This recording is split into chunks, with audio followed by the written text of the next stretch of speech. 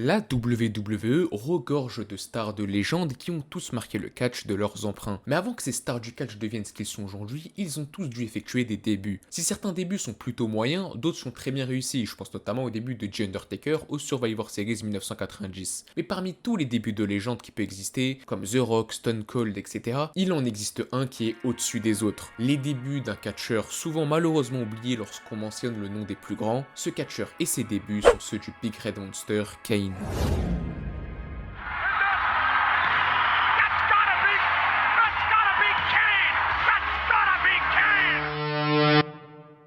Ce qui fait le charme et la grandeur des débuts de Kane, c'est le fait qu'il ne soit pas sorti de nulle part comme les débuts de John Cena par exemple. Attention, je dénigre pas du tout John Cena, c'est un de mes catcheurs préférés, mais faut dire qu'en termes de booking, les débuts de John Cena ne sont pas ouf du tout. Enfin bref, revenons à Kane. Pour vous raconter les débuts du Big Red Monster, il faut que je vous raconte une petite histoire. Le nom de Kane va commencer à être mentionné pour la première fois lorsque Paul Bearer, qui était le manager de l'Undertaker, a commencé à menacer ce dernier de relever son plus grand secret s'il ne revenait pas vers lui. Car oui, à ce moment-là, on avait une petite rivalité pas mal du tout entre The Undertaker et Paul Bearer. Et l'Undertaker avait décidé de ne plus avoir Paul Bearer en tant que manager, ce qui a rendu furieux Bearer. Bearer va donc menacer The Undertaker et à la surprise de tout le monde, cette menace va porter ses fruits puisque l'Undertaker va retourner vers son manager Paul Bearer. Sauf que leur duo ne durera pas longtemps les frérots et le Deadman n'arrivera pas à faire semblant et il rompra une nouvelle fois l'alliance avec son ancien manager. Pour Paul Bearer, ça en est trop. Il décide donc de révéler le secret du Deadman devant des milliers de personnes. Selon lui, l'Undertaker aurait mis le feu à sa maison et tué ses parents et son frère Kane. C'est à ce moment-là qu'on entend donc le nom de Kane pour la première fois à la WWE. Mais Paul Bearer ne va pas s'arrêter là, il va enchaîner en lâchant une bombe et en disant que Kane est toujours vivant et qu'il a survécu à l'incendie. The Undertaker va réagir en niant le fait qu'il a été la cause de l'incendie, mais il ne va pas du tout nier le fait qu'il a un frère dénommé Kane. À ce moment-là, la foule le savait, ce fameux Kane allait faire son apparition d'un moment ou un autre. Et dans le premier Hell in a Cell match de l'histoire, le main event opposait Shawn Michaels face à The Undertaker.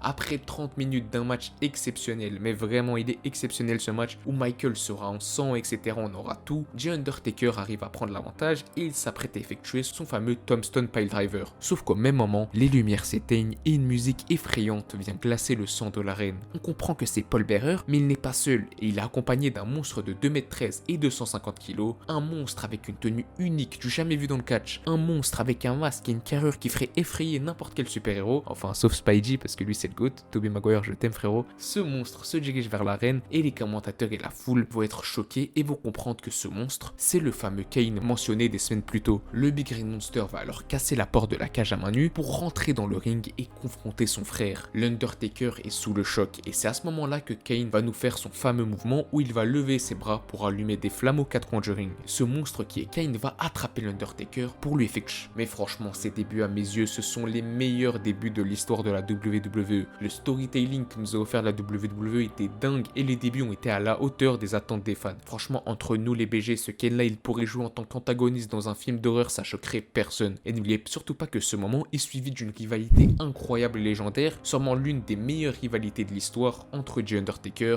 et le Big Red Monster Kane. Peut-être que je vous ferai une vidéo d'ailleurs sur cette rivalité, qui sait. En tout cas, à mes yeux, Kane est un de mes catcheurs préférés et c'est un catcheur extrêmement sous-coté qui a pas été assez bien utilisé par la WWE je trouve. Mais malgré tout ce qu'on peut dire sur le Big Red Monster Kane, on peut parler de son futur de la WWE ou encore de son catch, mais dans 20, 30 ou encore 50 ans, lorsqu'on parlera de meilleurs débuts de l'histoire de la WWE, le nom de Kane sera obligatoirement cité.